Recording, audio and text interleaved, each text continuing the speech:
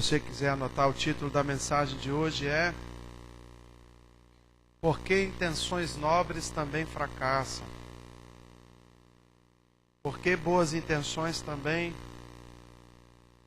falham? Encontrou? Então vamos ler, segundo o livro do profeta Samuel, capítulo 6, a partir do verso 1. Tornou Davi a juntar todos os escolhidos de Israel, em número de 30.000. Dispôs-se, e com todo o povo que tinha conseguido, partiu para Baala de Judá, para levarem de lá para cima a arca de Deus, sobre a qual se invoca o nome do Senhor dos Exércitos, que se assenta acima dos querubins. Puseram a arca de Deus num carro novo, diga carro novo, e levaram da casa de Abinadab, que estava no outeiro, e Uzá e Aiô, filhos de Abinadab, guiavam o carro novo.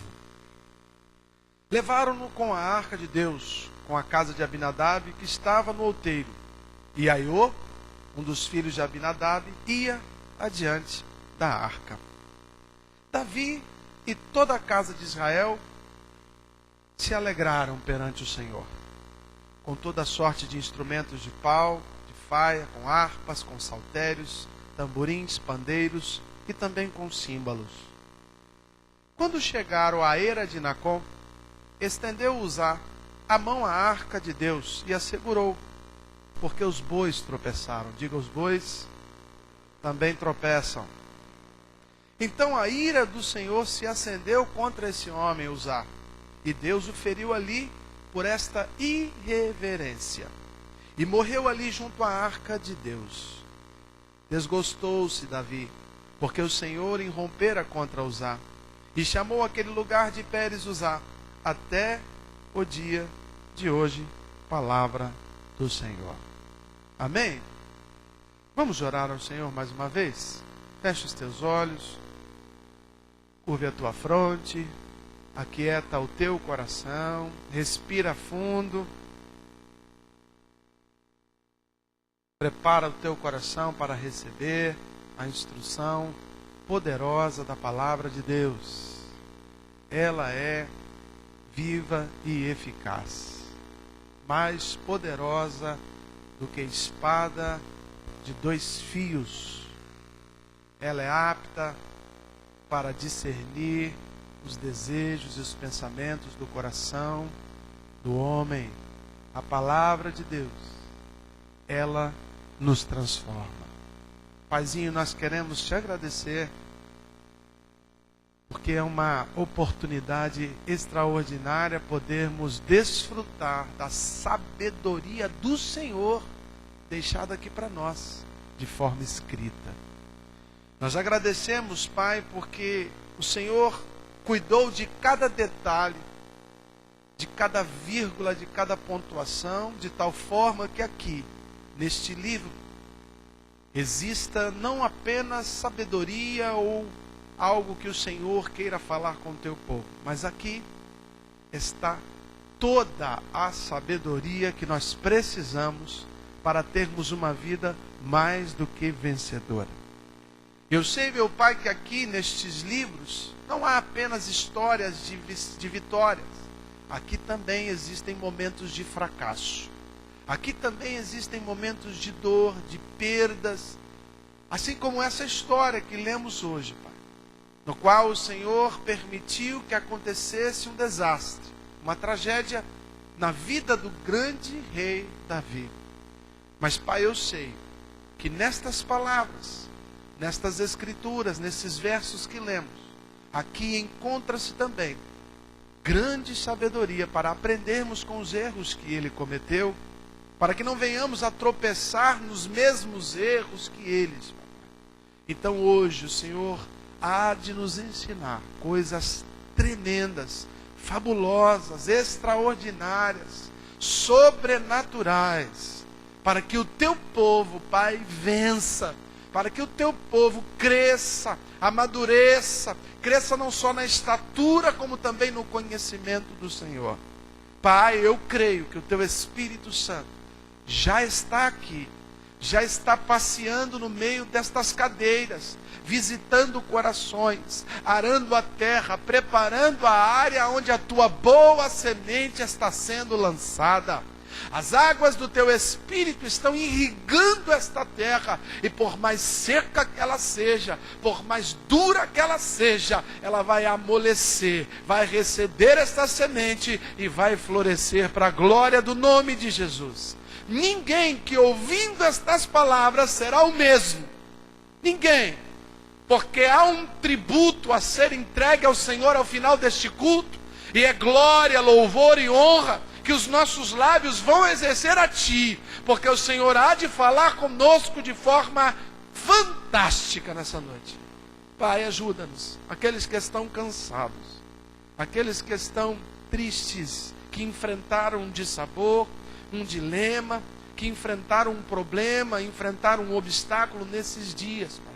Estão feridos, estão magoados, mas eu creio num Deus que renova as forças do cansado, que levanta o abatido, dá visão àquele que não enxerga, que coloca um ânimo novo, dobrado no coração do teu povo. Eu creio num Deus que está mais interessado em que esta palavra prospere, porque Ele a enviou. Eu creio no teu Espírito, creio no teu poder, creio na tua graça, na tua misericórdia, creio na soberania do Senhor, e que há um intento no teu coração, que nesta noite vai ser disseminado, aspergido sobre a tua igreja, como o sangue do Cordeiro, trazendo vitória ao teu povo, Pai.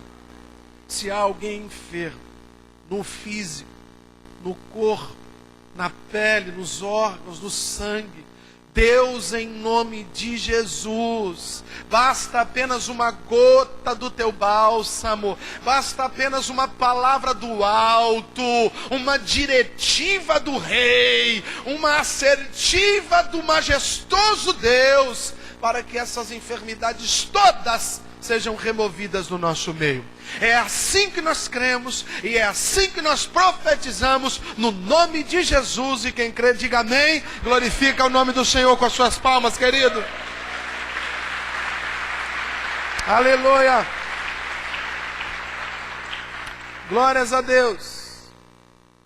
O capítulo 4 narra que a arca da aliança, o baú revestido de ouro, que guardava supostamente a Shekinah de Deus, a fagulha da glória de Deus, este baú que ficava dentro do tabernáculo, este baú que foi construído para carregar a glória de Deus, foi roubado pelos filisteus.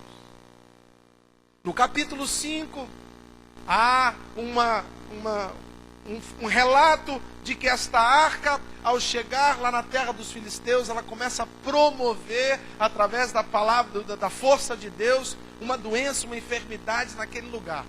Então os filisteus não querem ficar com a arca, e eles levam a arca para a terra de Abinadab. Durante 20 anos, a arca da aliança, o símbolo maior de Deus, do Deus de Jerusalém, o símbolo maior da presença de Deus, ficou longe da capital de Israel, ficou longe de Jerusalém. E durante todo o reinado de Saul, nós não encontramos em nenhum momento um esboço de Saul intentando buscar de volta esta arca. Saul realmente foi um rei muito relapso, mas ao assumir Davi o reinado, ele se lembra, ele se preocupa com esta arca. E ele, quero crer, faz uma reunião com os seus líderes e propõe a busca da arca na terra de Abinadab, na terra de Obed-edom. E é claro, as portas se abrem, todo o povo diz amém. A intenção de Davi era fantástica. Vamos trazer de volta a glória de Deus, gente. Nós precisamos da glória de Deus. Nós somos o povo de Deus. O lugar da arca é aqui, próximo ao rei, próximo à capital, próximo a Jerusalém, dentro do território do povo santo de Deus. A ideia de Davi foi extraordinária. Ele excedeu muito o seu antecessor, Saul, que não se preocupou em trazer de volta a glória de Deus. Hoje, quando a gente fala em trazer a volta da glória de Deus, me parece uma coisa assim, não muito, que a gente não consegue entender muito. Porque hoje nós sabemos que a glória de Deus habita em cada um de nós através do seu Espírito Santo. Amém? Mas nesta época, Deus não habitava em homens. O Espírito Santo ainda não havia sido derramado sobre toda a carne. E esse Espírito de Deus se manifestava sazonalmente na vida de profetas, de juízes, de homens e de mulheres de Deus, para uma comissão específica, para cumprir um desígnio específico. Esta pessoa era tomada pelo Espírito, profetizava, fazia milagres, fazia descer fogo do céu, curava, mas depois esse mesmo Espírito se retirava desta pessoa e ela se tornava um homem comum. Mas na Arca da Aliança, o sacerdote sempre tinha acesso a esse poder de misericórdia, de graça de Deus. Tanto é que mensalmente o sacerdote se apresentava neste templo, passava o Santo dos Santos para oferecer um sacrifício para que o povo fosse perdoado dos seus pecados. Então, não ter a Arca da Aliança era como não ter a presença de Deus. Então você percebe o quanto esse plano, esse desejo de Davi foi nobre, foi extraordinário.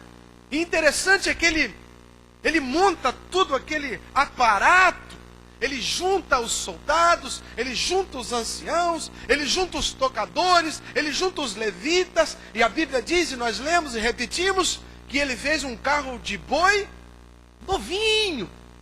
É para trazer a glória de Deus. Quando se fala carro de boi hoje também, a gente imagina algo pejorativo, mas estamos falando aqui de uma limusine, irmão. Na época de Davi, um bom carro de boi era uma limusine. Vamos trazer a glória de Deus? Pega o melhor carro. Qual é o melhor carro hoje? Vamos pensar que seja uma limusine daquela que tem 30 metros, né? O tamanho dessa igreja. Vamos trazer a glória de Deus. Prepara o carro, um Rolls Royce. E esse povo, então, parte nesta comitiva, andando ainda dentro do terreno da própria Canaã, terra prometida, mas lá na pontinha do mapa, onde estava a arca. Chegando lá, o dono da casa, logo, vê o rei, fala, pode levar a arca está contigo. Eles colocam a arca dentro desse carro de boi, e aí os filhos do dono da casa, que já conviviam com a arca há 20 anos, se ofereceram para guiar esse carro. Né? Colocaram o cap, entraram no carro, apresentaram sua carteira de habilitação e disseram, vamos embora, nós vamos dirigir o carro. Davi foi do lado de fora do carro e diz a palavra que Davi ia saltando, se alegrando, fazendo festa, vitória, gente. A arca vai voltar para casa. Mas a Bíblia diz que num determinado ponto desta viagem, o carro de boi dá uma balançada. Talvez tenha passado por sobre uma pedra ou sobre um buraco. E esse rapaz, muito dadivoso, muito atencioso, que já tratava a arca como você trata um prato na sua casa, que você já conhece. Quando a arca começou a escorregar, ele rapidamente, solícito, segurou a arca para ela não rolar e talvez até cair da caçambinha dos bois. Mas a Bíblia diz que isso não agradou a Deus. E porque este moço tocou nesta arca, a Bíblia diz que ele foi imediatamente fulminado. Algumas versões diz que Deus o irrompeu. Seria como se ele fosse partido ao meio. Nessa situação, Davi para tudo, vê esse moço fendido, morto ao chão. Quero crer, o seu pai, o seu outro irmão ali, Uzá, também chorando. O que aconteceu? Deus não se agradou, veio um raio dos céus. Davi se entristece, se angustia. E eles então escoram essa arca na casa de um moço chamado Abinadab. E deixam ali. Na casa de Obed-edom. no terreno que hoje chama Obed-Edom. Deixa a arca ali. E eles voltam para Jerusalém, para a capital, de cabeça baixa. Um fiasco. A ideia foi maravilhosa. A intenção foi extraordinária. Os preparativos foram dignos da arca de Deus. Porém, o resultado foi um fiasco total. Fracasso completo. Derrota. Humilhação. Davi está de cabeça baixa. Está com o coração ferido. Não somente pela morte de um jovem inocente, mas porque ele sabia que aquilo foi um recado de Deus para ele, que era o rei. Como se Deus estivesse dizendo para ele: não gostei da forma que você agiu. Então Davi agora está frustrado no seu palácio. E assim, queridos, quando você lê essa história, você começa a perceber que muitas vezes nós também temos esses insights, essas ideias inovadoras, sabe, esses estalos de empreendedorismo, essas ideias mirabolantes de fazer algo extraordinário para a família, para a esposa, para os filhos, para a sociedade e às vezes até para Deus. E a gente sente que as portas estão se abrindo, e nós temos o costume de dizer que se as portas estão se abrindo, é de Deus. É de Deus, pastor, está tudo dando certo. É de Deus, pastor, todo mundo votou a favor. Eu levantei esta hipótese e todos unânimes disseram: estamos contigo. A família toda adorou a ideia, pastor. Vai ser uma bênção para a nossa vida. Comprar esta casa, vender esse imóvel, comprar este carro, aceitar esta proposta de emprego, pedir demissão aqui para entrar ali. Pastor, é de Deus, eu estou sentindo. Tenho certeza que você, enquanto ministro aqui, você está pensando, porque o Espírito Santo está ministrando a você já, querido.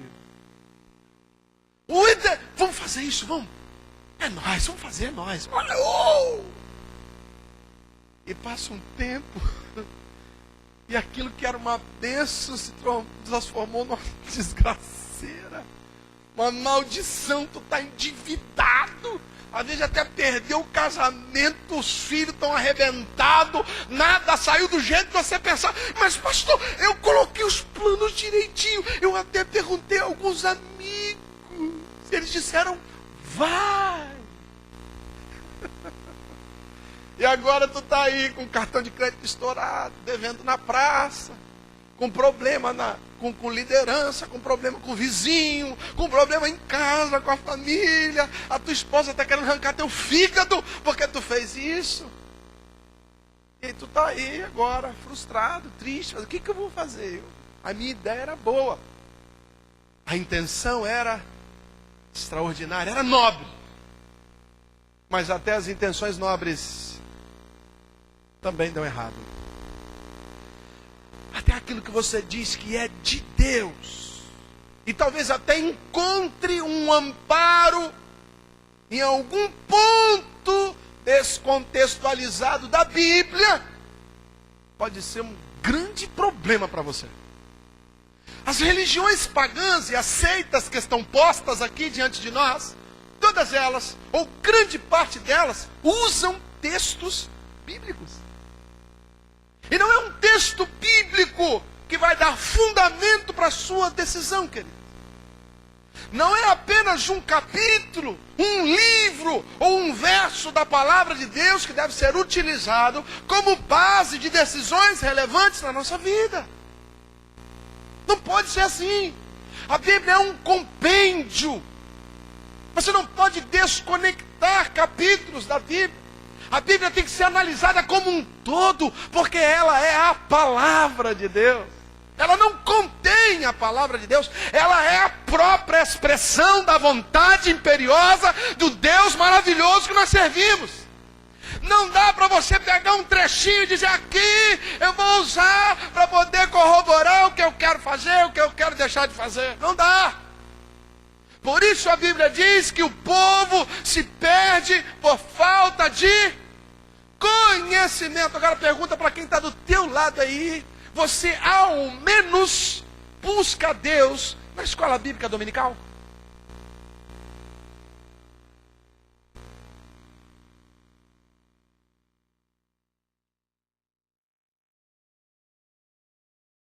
Fala para o teu vizinho, esse aí é o mínimo.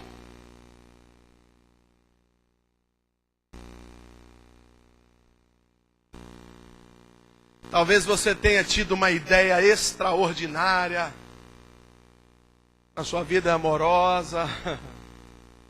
Enxergou o príncipe, a princesa. Consultou as cartas, os universitários, os próprios estudantes, os amigos. Pulou algumas etapas e agora está vivendo uma desilusão. Eu acho interessante, esses dias até comentava com as minhas filhas. Pessoas que se conhecem um dia e no outro dizem eu te amo. São as mesmas pessoas que são capazes de pegar um sorvete de casquinha e dizer eu te amo. O cachorrinho, eu te amo. É um contexto só. Conhece hoje, amanhã, encontrei a mulher da minha vida. E dura 6 meses. Que vida curta, né? Parece até libélula que só vive 6 meses. Impressionante isso. Pastor, agora eu encontrei o emprego da minha vida. E não dá tempo de ficar nem para receber o seguro. Com menos de 6 meses, tu não pega nem uma parcelinha sequer. Você já reparou como a gente tem essa mania? A ideia de Davi, o intento, o plano, a estratégia era louvável. Mas os bois tropeçaram. E o que fazer quando os bois tropeçam? O que fazer quando o nobre sonho e projeto que você tanto arquitetou não deu certo? Será que devemos abrir mão de todos os sonhos que tivemos? E todos os sonhos cujos bois tropeçam devemos abandonar? Será que Deus está nos ensinando da pior forma? Nos frustrando um dia após o outro?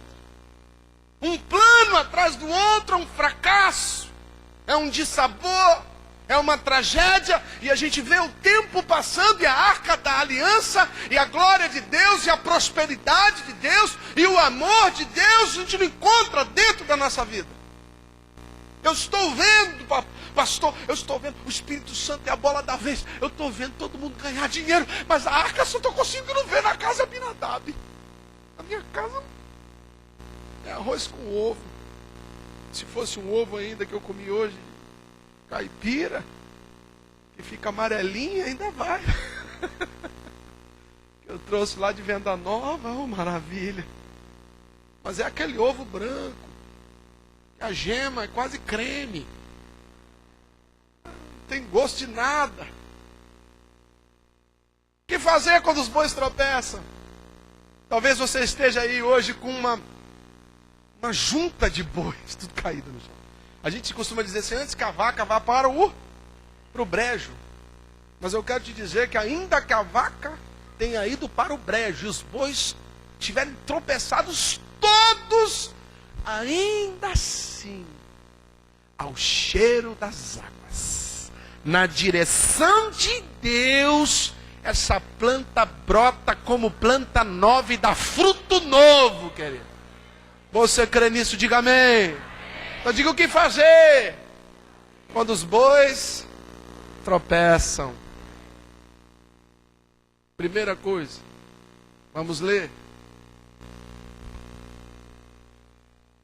Abra aí em 1 Crônicas, avança aí.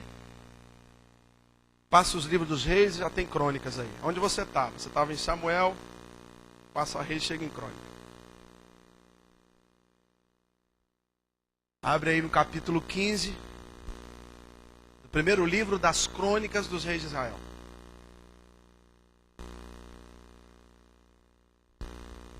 Antes da gente ler aí, eu separei aqui 4 tópicos que podem ter sido os motivadores para o tropeço dos bois ou para o fracasso desta missão de Davi. A primeira coisa que eu anotei, porque eu, ao meditar nessa palavra, encontrei esse subsídio que poderia ser o desejo de Deus. E porque Deus permitiu que eles tropeçassem. Primeiro, porque Davi decidiu isso. E eu não encontro nesse texto, ou nos textos precedentes, em nenhum momento Davi consultando a Deus. Querido, independente da sua boa intenção, consulte primeiramente a Deus. Não faça nada sem uma direção clara, transparente, inerrante, insofismável de Deus. Não faça. Não faça. Não faça pela axiologia. Não faça porque todo mundo está fazendo. Não faça porque você sonhou. Não faça. A Bíblia diz que na multidão de conselheiros há sabedoria. Não tome uma decisão que vai implicar em toda a sua família sem ter uma direção clara, estabelecida e firmada com Deus. E posições com Deus não são tomadas no afã da emoção. É necessário jejum, oração, meditação, aconselhamento, diretiva de liderança. Você precisa de um aval de Deus para que os seus planos não se frustrem.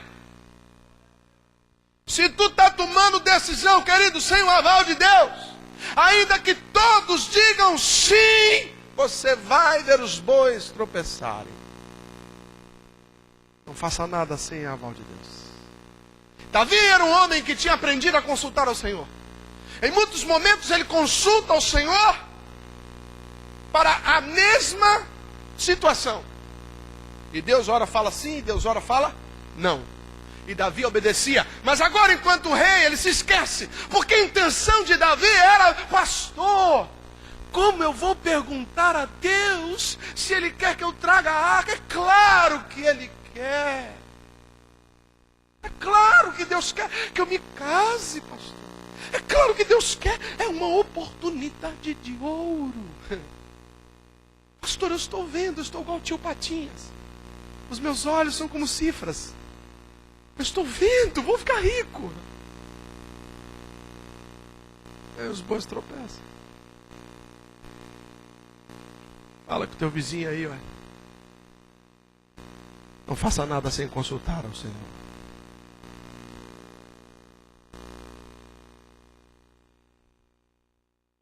Segundo ponto, que eu creio que pode ter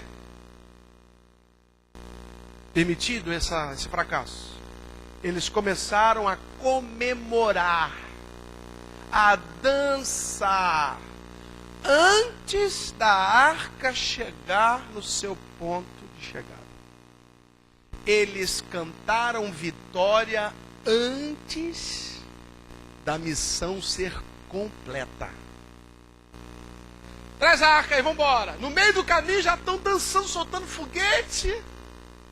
E muita gente que é assim, ora por uma coisa um bom tempo, aí quando consegue atingir o objetivo, e aquele objetivo depende de alguns outros pontos, que são mais simples do que os anteriores, então ele já pensa, cheguei até aqui, daqui para ali é um pulinho, vamos levantar agora a bandeira, vamos abrir como é que chama? A champanhe sem álcool, vamos abrir a champanhe, vamos abrir agora tem, irmão. Inclusive de vários sabores. Vamos abrir a champanhe e vamos comemorar. E é claro que quem está comemorando está orando. Quem está comemorando está jejuando. Está comendo. Com boa comemoração para crente tem comida, coxinha. Fala a verdade. Tem um monte de gente, querido, arrumou o emprego dos sonhos, assinou a carteira hoje. Hoje mesmo ele já vai no shopping. Está comemorando antes da vitória. Está tocando o pandeirinho antes de chegar no local estabelecido. Querido, espere Deus tocar a sua buzina. Já rodeou, já começou a cair. Ainda tem quantas voltas para... Pastor, só tem mais uma das 7, já estamos na 6ª. Já caiu tudo, não tem pedra sobre pedra, querido. Completa a 7ª volta. O reino de Deus não é um reino de boas intenções. O reino de Deus é estabelecido sobre leis, sobre princípios. O nosso Deus é um Deus de propósitos.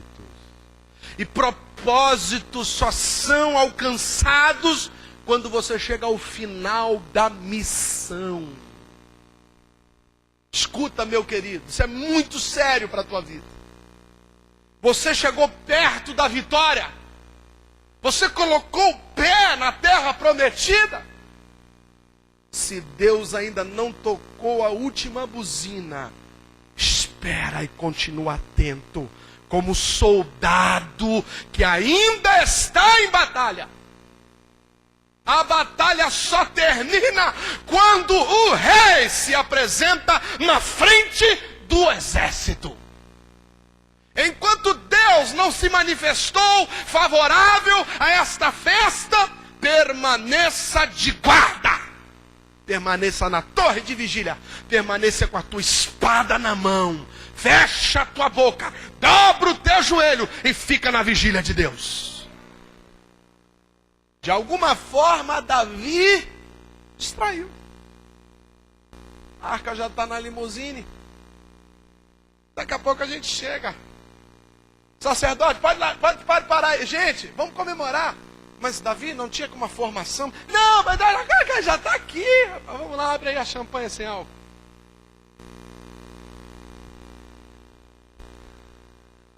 Fala pro teu vizinho, só abra a champanhe sem álcool. Depois que Deus mandar. Terceiro ponto. Os bois tropeçaram, ou os nossos intentos nobres fracassam quando não respeitamos os princípios e as leis de Deus. Preste atenção, segundo a lei de Levítico, segundo o que estava estabelecido por Moisés, a arca da aliança só poderia ser carregada com varas a pé por sacerdotes e levitas. Agora eu vejo a arca em cima de um carro de boi, carregado por meninos que não sabem nem quem são. Princípio de legalidade, querido, eu volto a falar com você. Suas boas intenções não valem nada diante da desobediência à palavra de Deus. Não serão salvos aqueles que expulsarem demônios em nome do Senhor. Não estarão no gozo do Senhor aqueles que curarem enfermos, não. Esses dirão no último dia, Senhor, Senhor. E o Senhor lhe dirá, apartai-vos de mim, porque não vos... Mas para quê? Como que não me conhece, irmão? Como que não me conhece? O senhor não lembra quantas pessoas eu curei? Eu orei, levantei a mão, o pessoal, demoniado, sai demônio. Saiu o demônio. O senhor está esquecendo? Eu uma leprosa, eu peguei uma leprosa, ficou igual bumbum de querubim. O senhor está esquecendo disso? Não, senhor, eu em teu nome, eu fiz isso, fiz aquilo, eu dei caridade, eu entreguei donativos, eu fui bonzinho, querido. Não é esse que vai alcançar a misericórdia de Deus. Porque o princípio de Deus é aquele que crê que Jesus Cristo é o Filho de Deus, morreu e ressuscitou ao terceiro dia, está sentado à direita de Deus Pai. Esse tem o direito e o poder de ser chamado Filho de Deus. Os outros apenas criaturas. É o que está escrito na sua Bíblia, é o que está escrito na minha Bíblia e na Bíblia de qualquer um que não burlou o que está escrito. Pastor, mas eu queria fazer uma macumba gospel.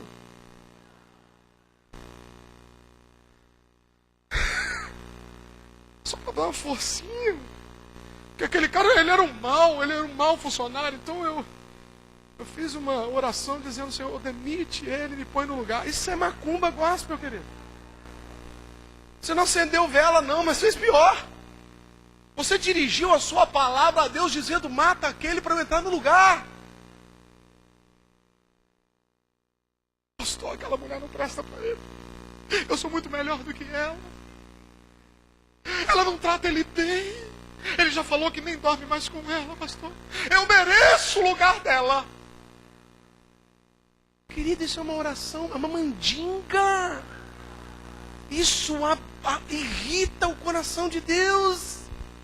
Irrita o coração de Deus. Sabe, é mesmo aquele cara que está orando. Quem está orando aí, meu irmão? Orando, irmão, porque eu vou fazer uma compra aí. Orando para Deus tocar o coração daquele fornecedor. Ei, irmão, o que tu vai comprar? Maconha.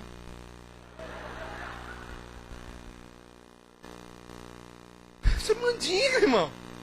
Isso não existe. Senhor, toca o coração daquele fornecedor. Eu vou comprar só 3 pedrinhas. O reino de Deus é um reino de legalidade. Cara, você pode fazer curso de Dalai Lama até Laí Ribeiro, passando por Jussara Hoffmann, Gilberto Dimenstein. Você pode aprender com Votorantim. Você pode aprender com tudo sobre finanças, sobre como tudo. Se você não é fiel em dízimo e não é ofertante, esquece, cara, o teu boi vai tropeçar. Isso é um fato. E eu não preciso ficar lembrando isso, porque você já sabe, a tua consciência fica assim, pim, pim, pim, pim, pim. Aí tu tá com cartão de crédito. Aquela bota, aquela bolsa, aquele violão, aquela roupinha. Aí você fala: meu Deus, só tenho do dízimo. Tu sabes, Deus. E lá do alto ele está dizendo: sei. Estou aqui escrevendo no livro da tua vida, negão.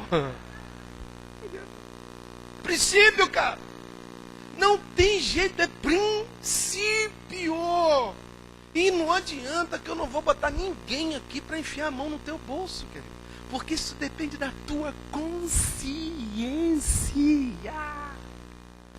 Vamos levantar uma oferta agora. Paga as luzes. Bota aquela música de Beethoven.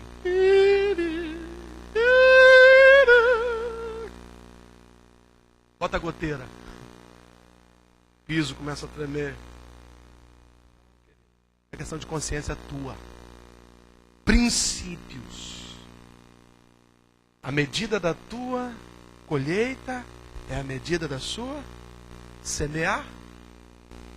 Aquele que semeia pouco, olhe. Ou senão a gente tem que pegar a Bíblia e mudar ela, irmão. Fazer a Bíblia segundo João Tavares aí, o Zé Ruela, qualquer. Não, as coisas não são assim. Não adianta, querido. Não adianta você encontrar a pessoa certa. Pastor, encontrei a mulher. Olha, ela é. Aí vem com o currículo vitae da cidadã. Não adianta você encontrar a mulher certa se você não anda certo com Deus. O princípio. Não andarão dois juntos se não houver? Se ela anda certinho com Deus, em breve ela vai ver que você não está com Deus, ela vai chutar o seu traseiro. Ou vice-versa.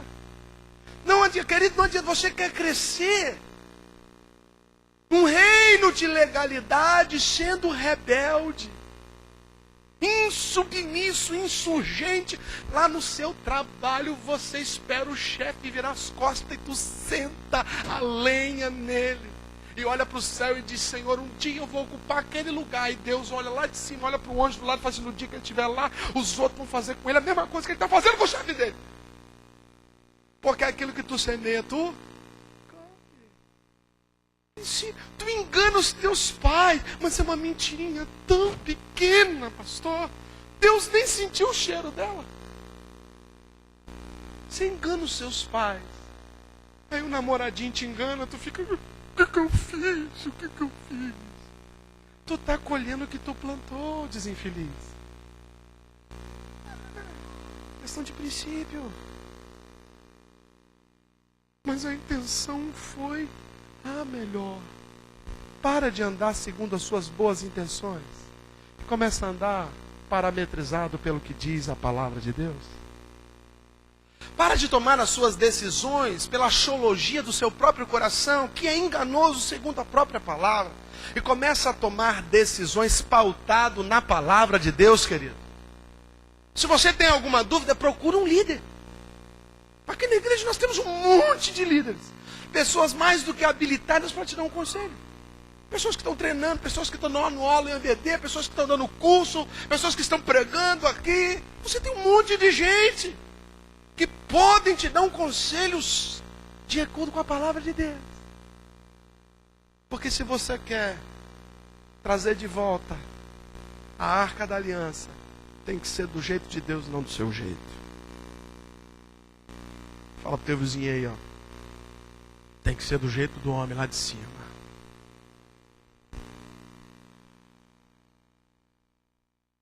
Quarto ponto. Os bois tropeçam quando delegamos responsabilidades a quem não é de direito. Davi permitiu que homens que não eram habilitados para o serviço consagrado aos levitas e os sacerdotes a fazerem o seu lugar. O rei Uzias também é um homem que foi muito proeminente, começou a reinar com 16 anos de idade. A Bíblia diz que ele foi muito reto, fez tudo que agradava a Deus e por isso ele prosperou tremendamente. Foi o rei que mais criou coisas, que mais prosperou, teve um exército tremendo, que aumentou a sua área de domínio, foi um rei tremendo. Mas a Bíblia diz que depois que ele estava por cima da carne seca, o seu coração se exaltou. E ele pegou e entrou um dia no templo, olhou o incensário lá parado, não tinha ninguém na casa, e falou, não tem nada para fazer. Vou pegar esse negócio aqui, vou tacar fogo, vou começar a fazer uma fumacinha aqui dentro. Quando ele está fazendo a fumacinha lá, se divertindo, chegaram no sacerdote e disseram para ele, ô rei, tu é muito maior do que a gente. Tu é rei, nós somos sacerdotes. Você é o nosso chefe. Mas este serviço de acender o incenso para Deus, de queimar incenso para Deus, não é para rei, é para mim. Eu sou menor do que você, mas é o meu serviço. A Bíblia diz que Uzias ignorou. E falou, eu acendo o que eu quiser. Quando ele terminou de falar, a lepra saiu à sua testa e aquele homem morreu, longe do trono, longe da família, humilhado, perdeu tudo aquilo que construiu, porque simplesmente fez algo que não tinha autoridade para fazer. Querido, a autoridade no reino de Deus é algo muito sério. Existem duas palavras que são perigosas dentro de uma construção sadia de estrutura hierárquica de igreja. A primeira é bajulação. É quando você literalmente baba para poder crescer. E a segunda, também perigosa, é o outro extremo. É a banalização. É quando você acha que todo mundo é igual. Você tem que ter cuidado. Porque você não pode bajular e nem banalizar. Nessa igreja eu sou o presidente. Mas eu tenho um monte de liderados que cuidam de áreas específicas. Quando há uma demanda naquela área, as pessoas vêm a mim. Pastor, eu queria... Vai lá. E fala com o líder daquela área. O que ele resolver, está resolvido. Sabe por quê? Naquela área não sou eu que mando, é ele. Porque existe um princípio de autoridade. Você precisa entender, filho, que o teu pai é ponto. Há um princípio de hierarquia, inclusive com promessa bíblica, de que você precisa obedecer. A desobediência aos pais gera tropeço dos bois. A desobediência às leis dos homens, porque a Bíblia diz que nenhum poder está estabelecido sem que Deus tenha permitido. E a Bíblia manda você orar pelos seus governantes e não desdenhar deles.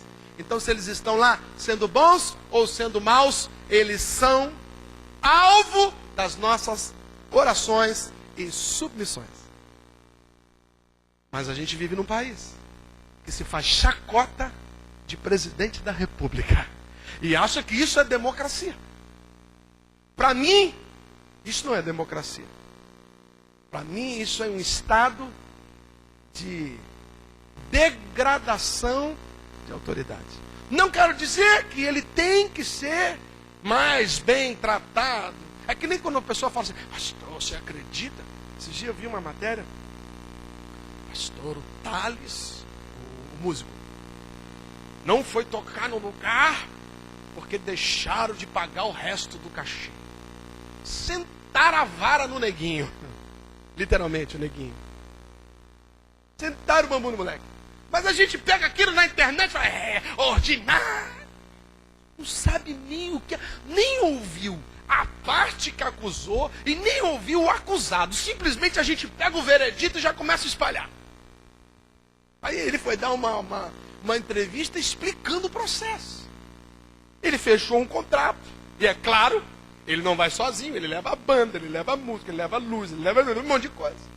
Gastou uma grana, fez o contrato e o pagamento ia ser feito tal dia e depois do show. Mas na hora do show, segundo as pessoas que estavam com ele informaram, os seguranças, que era uma festa para 30 mil, 3.500 pessoas. Os seguranças do evento estavam na porta do hotel querendo receber dele, ou seja, não tinham sido pagos. O cara que tinha sido contratado para botar o som, estava lá no hotel querendo receber dele, ou seja, não foi pago. Esse cara vai lá, chega lá sem segurança, sem o pessoal do som, e vai botar a cara dele lá para começar a cantar e acabar a luz, começar um monte de tapa e ele envolvido naquilo. Ele falou: não vou, e não foi. E um monte de gente que idolatra, e aí vai para o lado da bajulação, acha que o cara ele tem que fazer de graça porque é para Jesus. Mas ao mesmo tempo vai para o outro lado e acha que ele não deveria ter feito porque ele é um qualquer. São os extremos que nós vivemos, querido. A gente vê a Xuxa comprando um avião, a gente vê o Leonardo comprando um avião, a gente vê jogador de futebol comprando um avião e o cara não faz show. Aí o cara lá que tem um programa na televisão que usa um chapéuzinho, que faz não sei quantos cultos por semana, ou aquele que fica de terno parado, parece um 2 de paus, que também faz um monte de culto. O cara compra um avião para se deslocar, porque faz às vezes 3 cultos no dia. Comprou um avião. Absurdo. Deveria de quê? De jegue. Eu sou assim montado em você. Se o camarada faz um monte de culto, querido, ele vai como? De ônibus. Porque você vai de ônibus, ele tem que ir de ônibus também. É a banalização da autoridade, querido. Quem dera se todo homem de Deus, pregador da palavra, pudesse se deslocar de um lado para o outro com facilidade, porque está levando a melhor coisa que existe nessa terra, está levando salvação, está levando cura, está levando milagre, está levando a palavra que vivifica, que restaura casamento, que salva a família, e a gente fica aí, para com isso. Existe um princípio: a quem a honra. A Bíblia diz que porção dobrada deve receber aquele que divide com você a palavra de Deus. Porção dobrada deve receber aquele. E você tem que repartir os seus bens com aquele que te dá a coisa mais importante do mundo, que é a pérola da salvação, a pedra que os homens rejeitaram, mas que nós aceitamos porque ela é angular na nossa vida. Jesus Cristo de Nazaré. Você diz que Jesus é a melhor coisa que você tem, e aquele que te entregou Jesus, um amigo, um parente, que orou por você, você não é capaz de agradecer a ele, ingrato. Então isso não vale nada. Mas o camarada que te dá um presente de aniversário, você trata ele com bajulação. Mas o cara que te apresentou Jesus, você trata ele como se ele fosse qualquer. Eu sou igual. Vai dar um tapa na bunda do cara quando ele passa. Não. Existem princípios, querido. O que é de César? E o que é de Deus? A quem tributo? Você está entendendo isso, querido? Princípio. Se a sua intenção é boa, não me interessa se ela fere os princípios de Deus. Amém? Amém? Então fala para o teu vizinho, tem que ser de acordo com a vontade de Deus. Vamos ler então, verso 1 de 1 Crônicas de Israel. Para trazer de volta a arca. Verso 1. Aí, ó, só para você te dar uma informação, depois dessa tragédia, que o cara morreu, Davi voltou para a cidade dele, se passaram 3 meses. Aí está em 1 Crônicas, capítulo 15, verso 1. Fez Davi casa para si mesmo, na cidade de Davi, na capital, e preparou um lugar para a arca de Deus, e lhe armou uma tenda. Então disse Davi: ninguém pode levar a arca de Deus, senão quem? Porque o Senhor os elegeu. Não interessa se os levitas são bons ou não, o Senhor elegeu para levarem a arca de Deus e o servirem para sempre. Primeiro ponto: tu quer levar a glória de Deus para sua casa, querido? Quer? Levante sua mão direita se você quer. Fala assim: Senhor, me instrui agora, porque eu quero a tua glória, o teu amor, a tua graça, a tua prosperidade na minha vida, na minha casa, em nome de Jesus. Primeira coisa, prepara um lugar para Deus na sua vida. Por que Davi está preparando agora? Porque da primeira vez ele não preparou. Onde ele ia botar essa arca? Sei lá, numa igrejinha, numa capela, sei lá onde ele ia botar.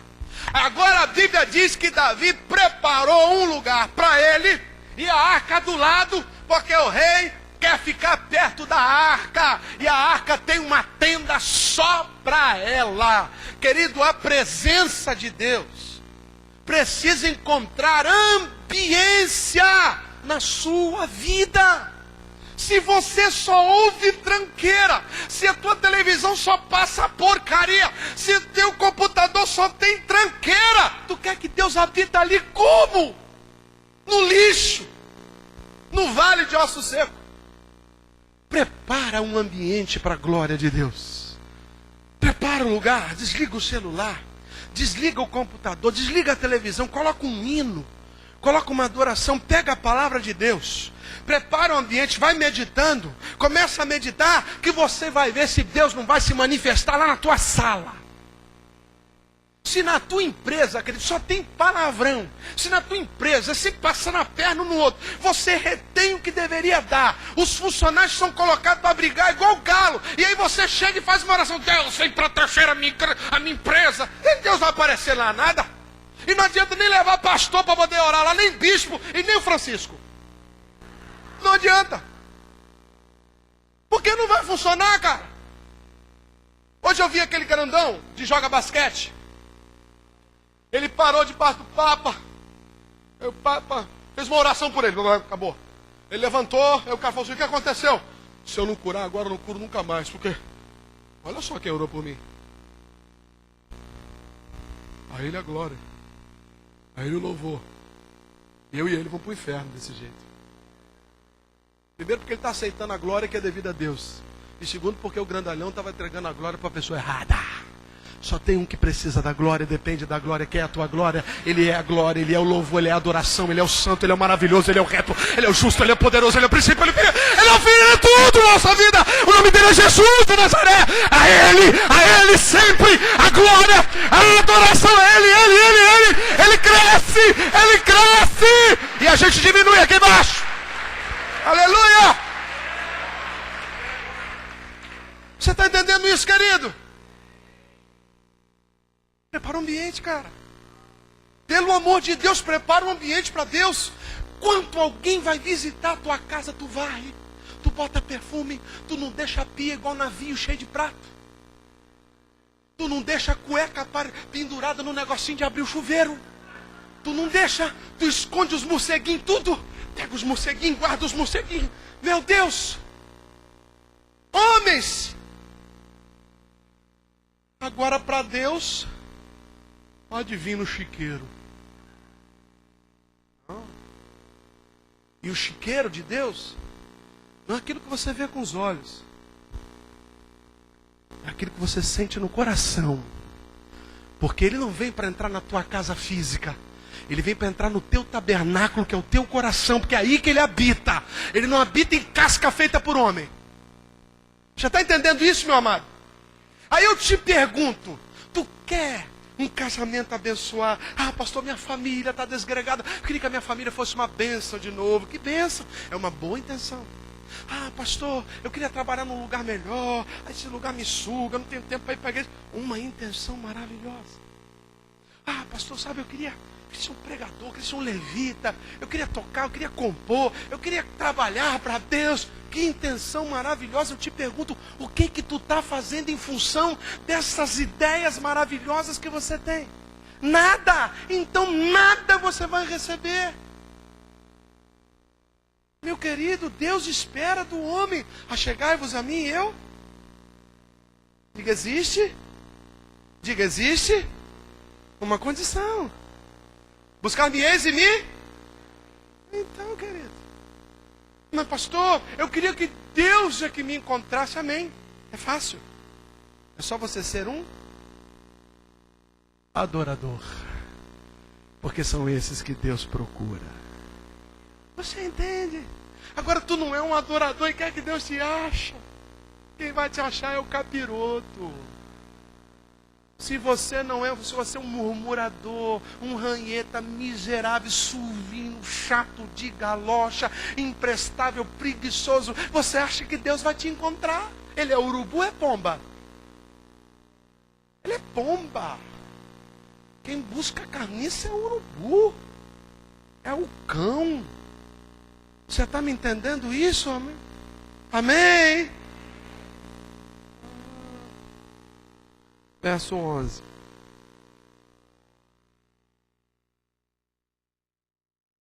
Chamou Davi a sacerdotes Zadok, Abiatar e os levitas, Uriel, Asaías, Joel, Semaías, Eliel e Aminadab.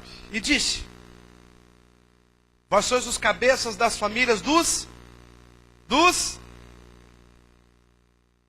tirem folga, peguem férias, fiquem à vontade, preparem um banquete, preparem uma roupa bonita. O que está escrito aí?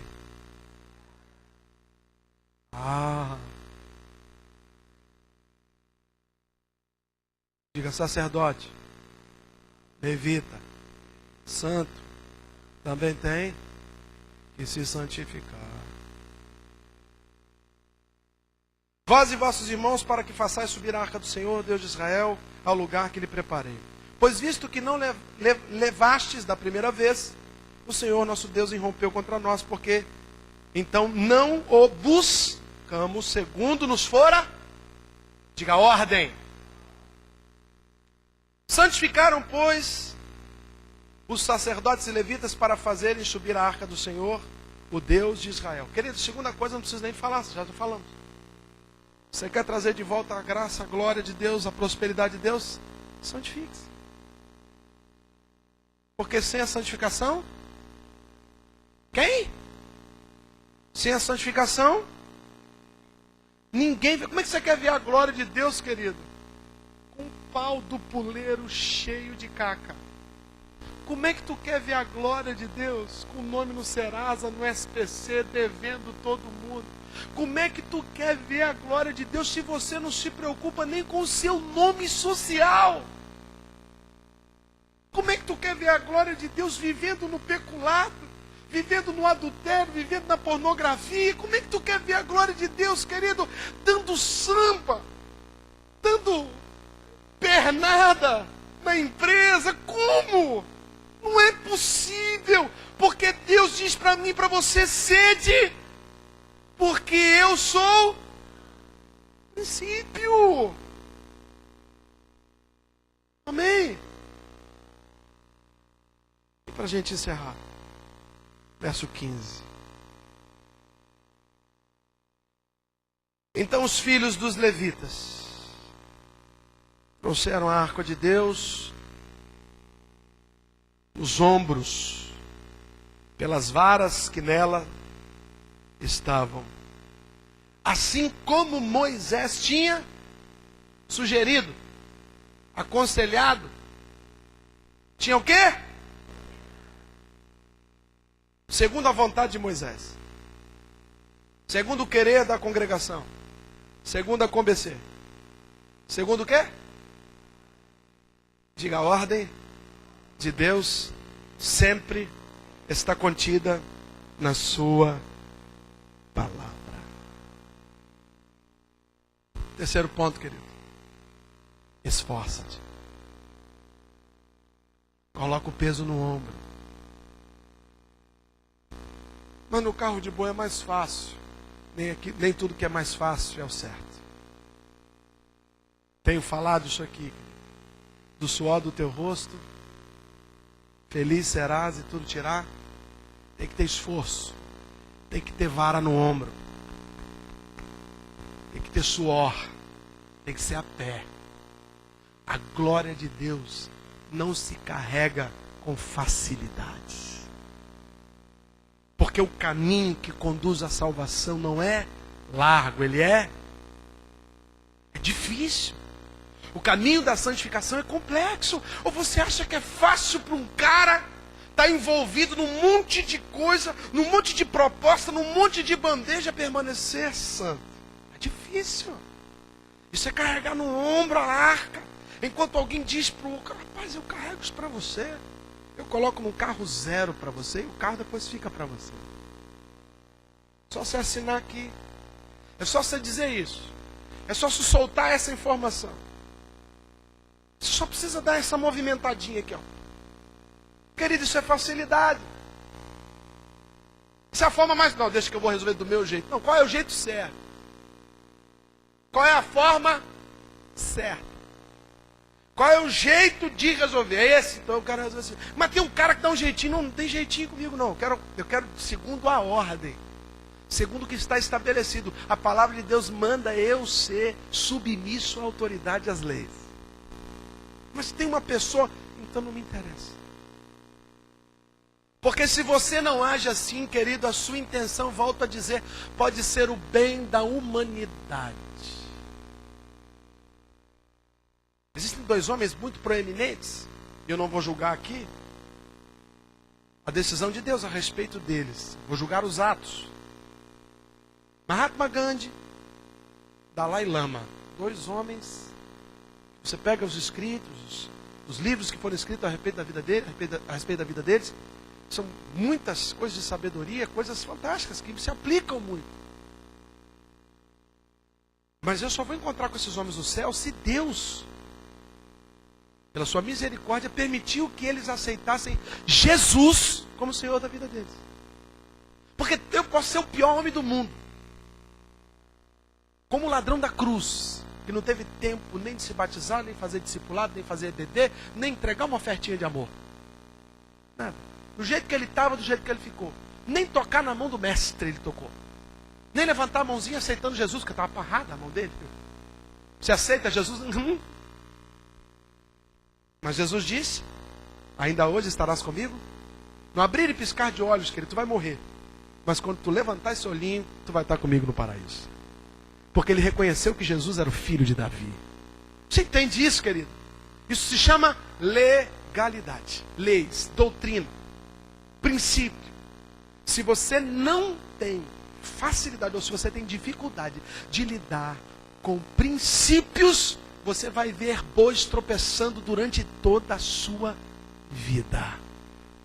Davi reconheceu que da primeira vez eles trouxeram a arca fora da orientação de Deus, e por isso, ele disse, por isso fracassamos.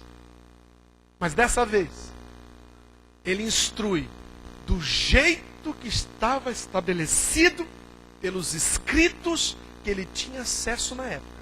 Parte daquilo que os judeus chamam de Torá, ou que nós chamamos de Velho Testamento, que era o que Davi tinha.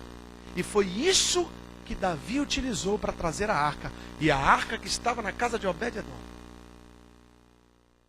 veio para o centro de Jerusalém. E Davi foi o rei mais próspero que já reinou, segundo as conquistas que ele teve. E deixou para o seu filho um legado fantástico. Você quer deixar algo para o seu filho, querido? Deixe princípios. Princípio de autoridade. Se você quer deixar algo tremendo para os seus filhos, deixe o testemunho de um homem e de uma mulher que serve a Deus com alegria. Você crê nisso? Diga amém. Vamos ficar de pé.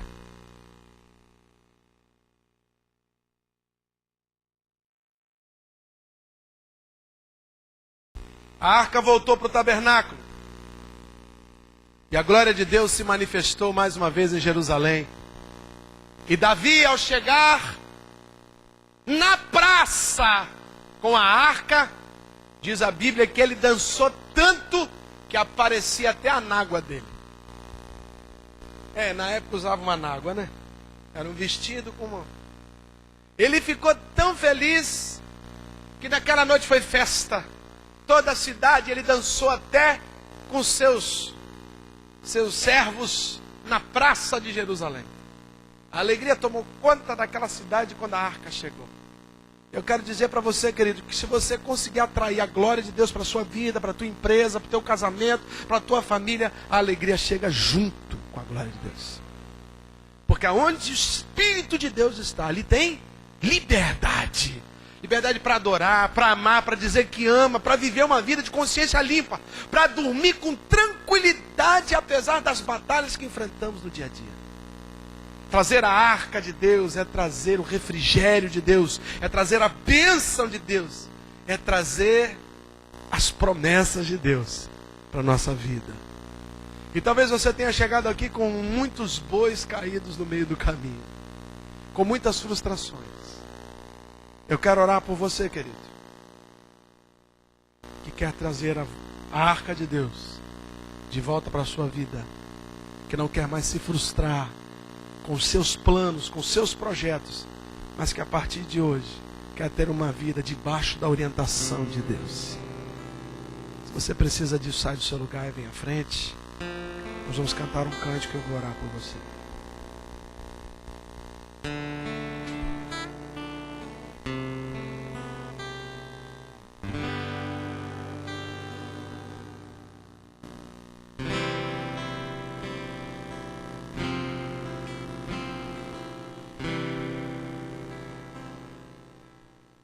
Faz estremecer tudo em mim, faz derreter meu coração, me tira o medo, me conta segredos, aumenta minha fé. Revelas quem és. Revela quem és. Emanuel. Tu és Emanuel. Por mim se entregou. Nunca ninguém assim me amou. A tua glória, a tua glória faz com que eu voe mais. leva-me junto. Leva-me junto. Oh, me faz flutuar. Me faz flutuar. Tua glória, Ao som da tua pulsa meu coração. Pulsa o meu coração. Derramar, Deus. Teu derramar de amor me faz dançar. Faz estremecer. Faz estremecer. Tudo, Deus. Tudo em mim faz derreter Meu coração. meu coração. Me tira o medo,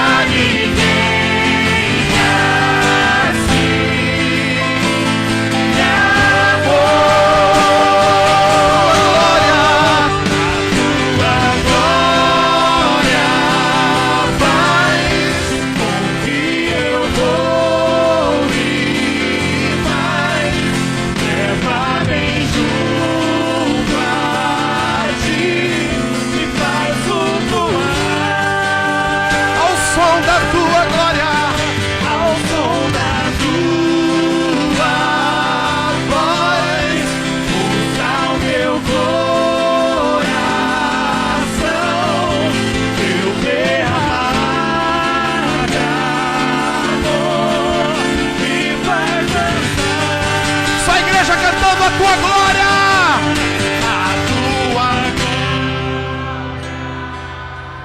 Com que eu vou e mais.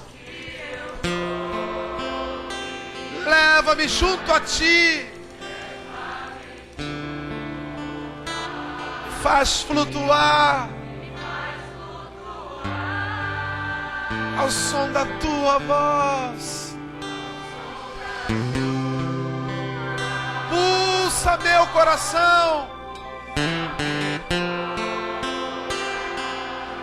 Eu derramar.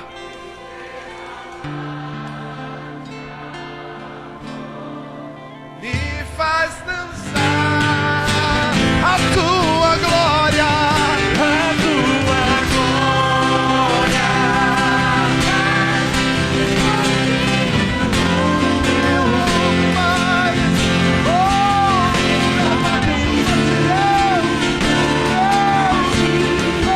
Vai flutuar ao som da tua voz. Pulsa o meu coração, meu derramar de amor me faz dançar. Aleluia. Aleluia, Deus. Deus, existem muitas vidas aqui que tentaram carregar a arca. Tentaram de todas as formas.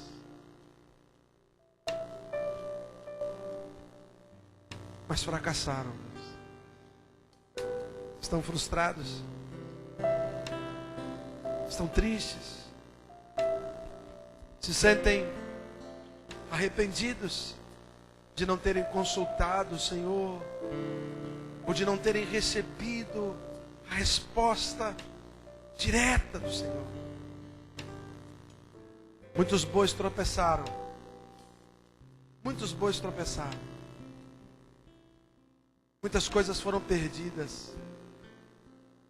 Muitos sonhos derreteram como cera ao sol. Pessoas se perderam. Relacionamentos se desfizeram. A intenção era melhor. O choro era verdadeiro. Não era mentiroso, não. Era um coração ali que acreditava naquele plano, naquela estratégia, naquele projeto. Mas fracassou. Mas eu sei que o Senhor é um Deus de oportunidades. O Senhor abre porta onde não existem portas. O Senhor chama a existência aquilo que nunca teve nome. Então, Pai, eu te peço, como tu oportunizaste o teu servo Davi, e passados 90 dias aquele homem seguiu exatamente os teus desígnios, as tuas orientações, debaixo de oração, debaixo das tuas leis, aquele homem com cautela, com temor, ele levou de volta a arca para Jerusalém. E aquele homem pôde comemorar, pôde se alegrar no Senhor e dizer: esse é o Deus da minha salvação, o Deus que não desiste de mim, o Deus que apesar das minhas falhas permanece ao meu lado, me orientando, me ajudando, me levantando quando caio. O Senhor é o nosso Deus, é o Deus de Davi, é o Deus dessa igreja, é o Deus todo-poderoso. O Senhor pode todas as coisas, não há nada que seja impossível a ti, Deus. Então nós estamos colocando diante do Senhor o nosso desejo de trazer de volta aquilo que se perdeu. A nossa arca é representada por tantas coisas. Existem tantas coisas que se manifestam em nossas vidas com relevância, Pai. Nós não queremos enumerá-las aqui, Tu sabes todas elas, porque o Senhor sonda e prescruta cada coração aqui à frente. E o Senhor já sabe qual é a arca que os teus filhos querem trazer de volta. E o meu pedido nesta noite, Pai, como profeta dessa geração, como ministro da tua palavra, apaixonado pelas tuas escrituras, o meu pedido nessa noite é: Pai, faz esta palavra prosperar na vida daqueles que te obedecem. Todas as promessas aqui contidas nesse livro, Deus, chame a existência na vida daqueles que se submetem à tua palavra. Faça com que eles sejam assombrados. Tamanho milagre que o Senhor vai operar em suas vidas. Faça o sobrenatural no mundo natural. Faça o impossível na vida daqueles que são impossibilitados. Haja com poder e glória na vida daqueles que são simples, que são pequenos e limitados. Manifesta o teu poder. Faça com que o teu grande amor habite na nossa pequenez. E que os teus milagres sejam um fato inegociável. E que os teus sinais sigam a vida daqueles que creem no teu nome. Assim eu profetizo sobre eles, Pai. Sobre a tua igreja. Que eles recebam cada palavra aqui estabelecida pelo Senhor. Que eles recebam essa palavra nesta noite como um desafio de santificação. Porque aquele que quer ver a glória de Deus precisa santificar-se, preparar-se, adornar-se como a noiva do Cordeiro, que espera ansiosa pelas bodas do Pai. Ó Deus, em nome de Jesus, então é isso. Manifesta, Senhor, a tua glória. Mostra para o teu povo que tu és Deus. Mostra para o teu povo que tu és um Deus presente, que tu és Emanuel. E que toda glória, todo louvor e toda honra, advinda desses milagres, sejam lançadas aos céus, a quem é de direito, a quem merece toda honra, todo louvor e toda glória. É assim, Pai, que eu encerro esta oração. Não no meu nome, mas invocando o poderoso, o tremendo, o inominável nome de Jesus Cristo de Nazaré. E quem crê, diga amém. Você pode glorificar o nome do Senhor por isso, querido. Dá um abraço aí quem está do teu lado. Diga para ele assim: Deus vai fazer prosperar os seus planos. Abra sua mão aí onde você está, olha. Aí mesmo onde você está, só abra sua mão assim, ó. Já quero despedir você, querido. Aleluia. Pergunta pro teu vizinho aí do teu lado assim: você está orando pelo terreno? Pergunta para ele: você está orando pelo terreno? Fala para ele: não deixa de orar não. A batalha é grande, mas Deus é poderoso.